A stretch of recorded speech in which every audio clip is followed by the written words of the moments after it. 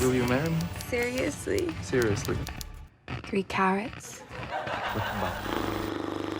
Today we're talking about Anora, the newest offering from director Sean Baker, starring Mikey Madison, Mark Eydelshteyn, Karren, Karagulian, and Yura Borisov. Anora tells the story of Annie, a sex worker who gets entangled with a Russian oligarch's son, whose opposite dichotomies we see unfold on screen in surprising, tragic, and often hilarious ways. It's an emotional roller coaster and it will very much rattle you to your core. Anora is the most succinct version of Sean Baker's mission statement on sex work, America, and class. It's also the longest of his feature films, and I'd argue sometimes epic in scope. The set pieces are well crafted and perfectly poised, feeling much more like an adventure or odyssey at times in comparison to The Florida Project or Red Rocket. Anora establishes a happy medium vibe-wise, managing a full-throttle, fist-pumping first act that pumps the brakes and reminds the audience that in Sean Baker movies, there are no fairy tale endings. I was devastated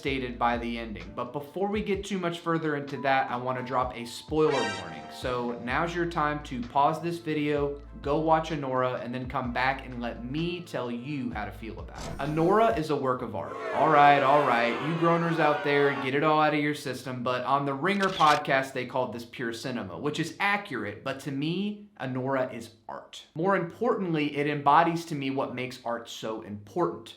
Disruption. This movie does not follow the traditional structure, and it got me good. When we get to that second act shakeup and Annie quickly realizes that her fairy tale dream is descending into nightmare territory, I felt confused, disturbed. The first act of the movie is intoxicating. The opening scene with Mikey Madison's Annie dancing and hustling in the club were enticing and drew me in immediately. I was dancing in my seat, eating up every inch of scenery. All the dancers and girls felt real. As we're listening in on Annie and her friends and co-workers' conversations, this feels like it could be a real place in America. Sean Baker, along with cinematographer Drew Daniels, manages to capture New York with an elegant, grimy grain. The movie oozes with those types of alleys that you would only walk by in this city. It's pure fun. Watching Mikey work her craft and slowly fall for Vanya, you just can't peel your eyes away. And still, Baker is dropping subtle hints at Vanya's aloofness, a violent and fleeting brutishness in his performance. Eydelshteyn is one of the many incredible performances in the movie, and his nailing of Vanya's spoiled Russian brat is crucial to foiling Annie's hardened stoic. We too can't help but fall for him, and we want to see him put a ring on Annie's finger. But then, masterfully, Sean Baker pulls the rug out from under us as we see that Annie and Vanya's marriage is based more on familial defiance than actual love. We get the impression that Annie has truly fallen for Vanya, has put her guard down long enough to believe that this too good to be true thing is real. She's made it, she's set,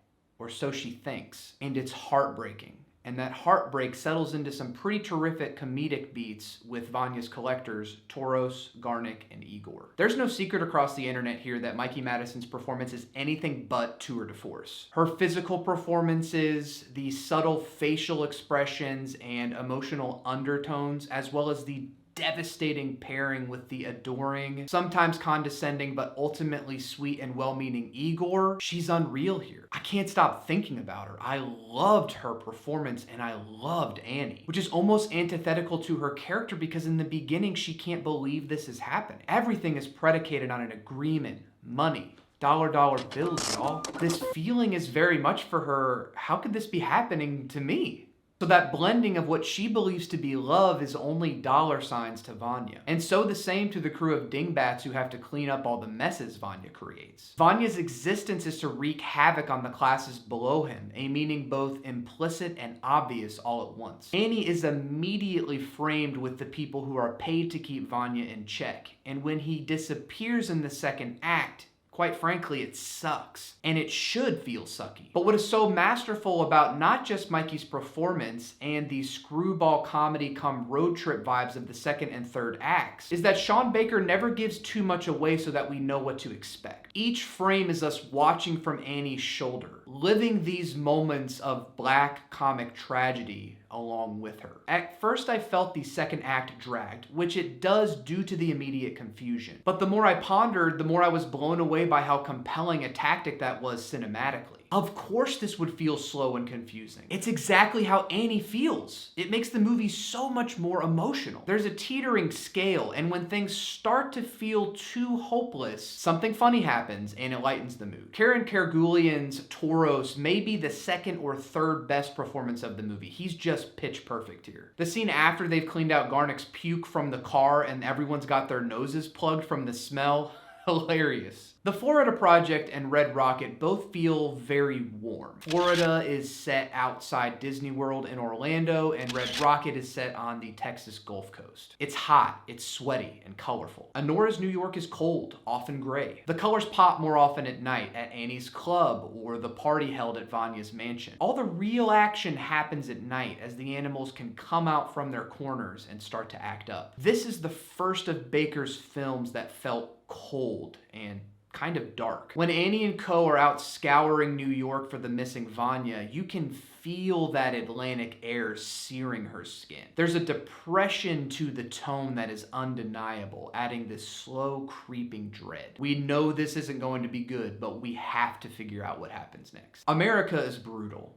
It's a brutal, nasty place, and it only continues to get worse. Sure, there are candy shops and Ferris wheels and moments of levity, but Anora makes it quite clear that making it in America is nigh impossible these days. Class is everything, and if you're not rich, you're nothing. You're scum. You can be spat on. You can be ignored. You can have your entire existence molded and manipulated into a shape that's completely out of your control within hours. Your reality becomes a plaything for someone who has never really known what it means to struggle. And what's even worse, the machine does not stop. During an entire runtime where people act as if Annie may not even exist, and they continue to tell her no and refuse her a divorce, that she must annul this marriage, her meal ticket, still Annie embodies what can only be known as the perverse American dream. Perseverance in the face of impossibility. Hopeless optimism. When people laugh in her face, exposing the nasty truth of how sex workers are viewed in our society,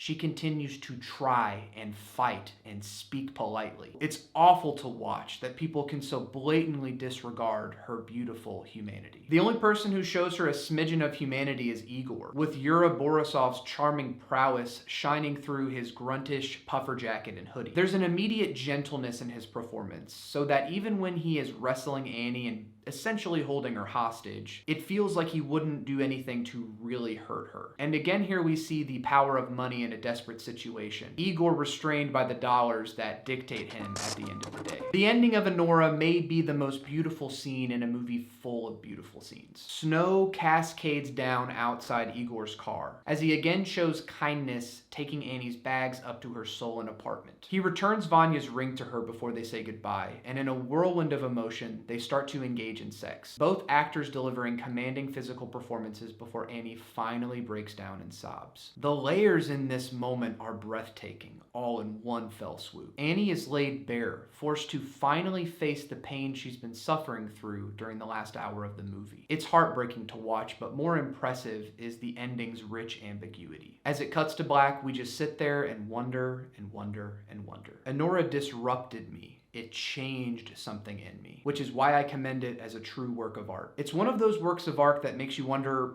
how is this possible? How was this kind of magic captured on a camera lens? The casting decisions alone are crucial to the movie working, as it would be a half shell without the tremendous ensemble performance. The location scouting, the cinematography, the music, it all sweeps you off your feet just as quickly as it will pull the floor out from under you. Simply put, it's magnificent, and it's one of the best movies of 2024, if not the 2020s. While I'm pondering how much more I like Anora versus Red Rocket versus the Florida Project, I know one thing. Sean Baker may be my favorite filmmaker working today, and I wait with bated breath to see what he brings us next. But until then, I'll be waiting to watch Anora again and pick through every frame for each ounce of detail and thoughtfulness that Baker and co. put into this film. What did you think of Anora? Was it overhyped, or was it daddy as Leave all the comments below, and before you go, don't forget to like and smash that subscribe button. Thank you so much for watching this video and continuing to support the channel. Until next time, no, you go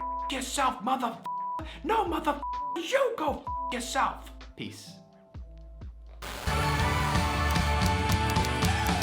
Are you happy? Very happy.